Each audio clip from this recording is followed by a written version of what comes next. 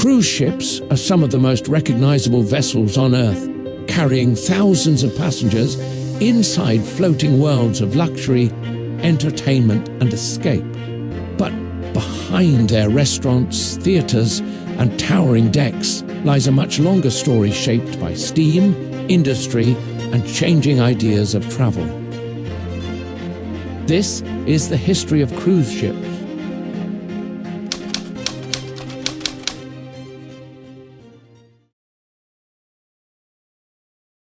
For most of history, people did not travel by sea because they wanted to. They traveled by sea because they had no other choice. Ships carried merchants, migrants, soldiers and officials across distances that could not be crossed any other way. Voyages were slow, unpredictable and often uncomfortable, and even wealthy passengers saw the journey as something to endure rather than enjoy. That began to change in the early 19th century with the spread of steam power. Steamships made travel more reliable because they no longer depended entirely on the wind. Routes became more predictable, schedules became more regular, and for the first time, it became possible to imagine a sea voyage organized not around necessity, but around pleasure.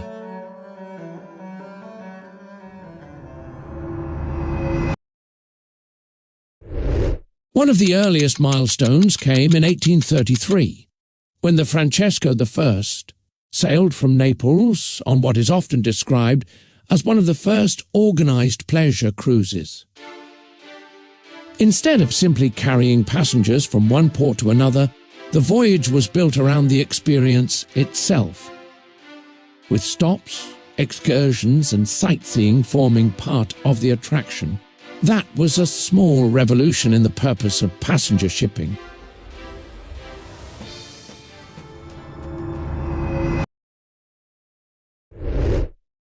The idea became more commercial in 1844 when the Peninsular and Oriental Steam Navigation Company, better known as P&O, sold leisure cruise tickets on its mail ships for voyages around the Mediterranean. These P&O ships were originally mail delivery ships, which makes the transition even more interesting. Some of the earliest cruise experiences were not created on purpose-built vacation vessels at all, but by adapting practical ships to a new market. By the late 19th century, passenger shipping was dominated by the great ocean liners. Companies such as Cunard, White Star Line and Hamburg America Line competed to build ships that were larger, faster and more prestigious than their rivals. These vessels were not cruise ships in the modern sense. They were built for transport, especially across the North Atlantic, and their purpose was to carry passengers, mail and cargo on fixed schedules through difficult seas. But alongside this world of serious transport, a second idea was developing.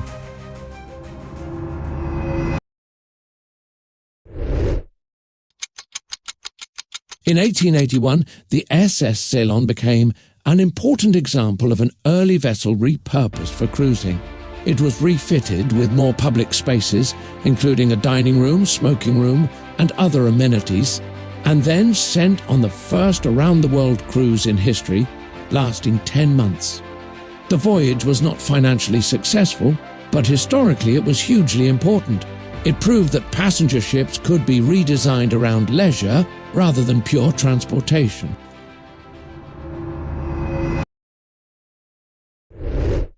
That transformation became unmistakable in 1900 when Hamburg America Line launched the Prinzessin Victoria Louise, widely regarded as the first purpose-built cruise ship.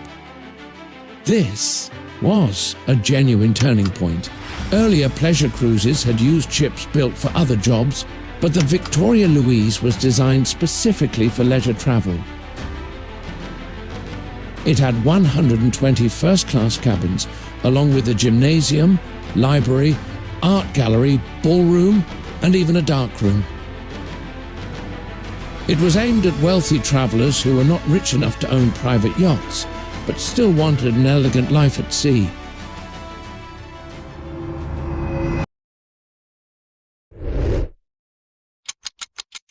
In 1912, the sinking of the Titanic changed the image of passenger shipping forever. Titanic was an ocean liner, not a cruise ship, but its place in this history is still important because it represented the peak of luxury at sea in the liner age. It also revealed the risks hidden beneath that glamour. The disaster shocked the world and forced a major rethink of maritime safety, helping reshape the standards that would later govern cruise ships as well. Cruising suffered a broader setback in the early 20th century, not only because of Titanic, but also because of the wreck of the Victoria Luis in 1906, the sinking of the Lusitania in 1915, and the outbreak of World War I.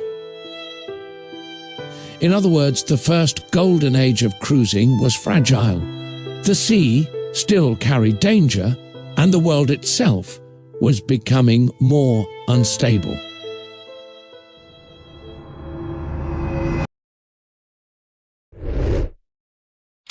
After World War I, cruising slowly returned, and in some places it developed in strange and very revealing ways.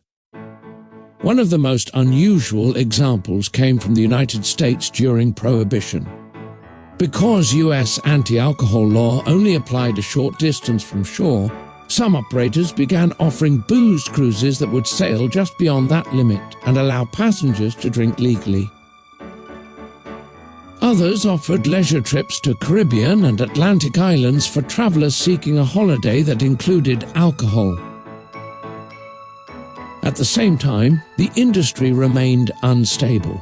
The Great Depression hurt leisure travel, and then World War II brought cruising to a complete halt as passenger ships were repurposed for military service.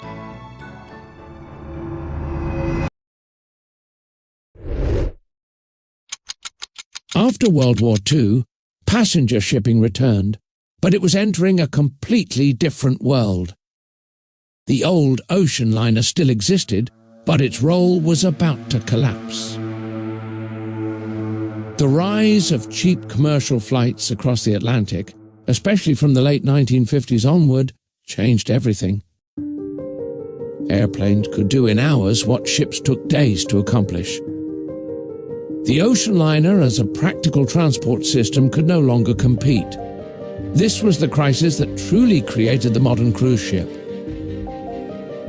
Many shipping companies were forced to reorient toward cruising, repurposing older ocean liners and shifting away from transportation. New companies appeared that focused entirely on pleasure travel, including Princess Cruises in 1965, Norwegian Cruise Line in 1966, Royal Caribbean in 1968, MSC in 1970, and Carnival in 1972. The 1960s and 1970s were not just a period of growth. They were the moment when cruising became a modern industry.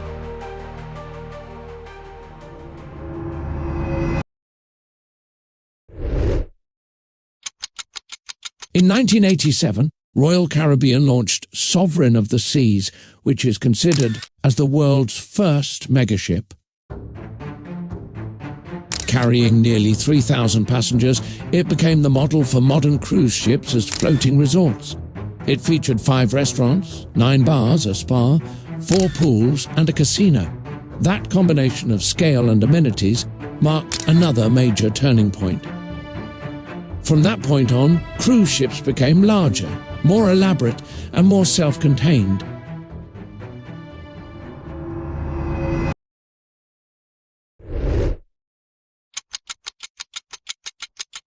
Today's cruise ships are floating resorts, engineered around entertainment, convenience, and sheer scale.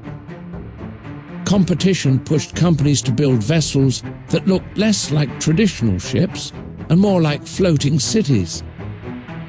Restaurants multiplied, entertainment expanded, onboard attractions became more extreme. The largest ships now carry up to 7,000 passengers and can include features such as planetariums, surf simulators, and water parks. By this stage, the transformation was complete.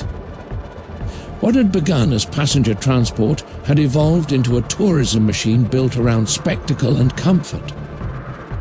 The ocean was no longer simply the route. It had become the setting.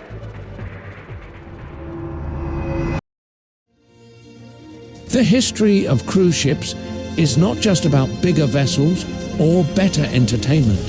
It is about a complete transformation in the meaning of travel. What began as a necessity became a luxury, then a mass-market escape, and finally a floating world of its own. Somewhere along the way, the journey stopped being the obstacle and became the dream.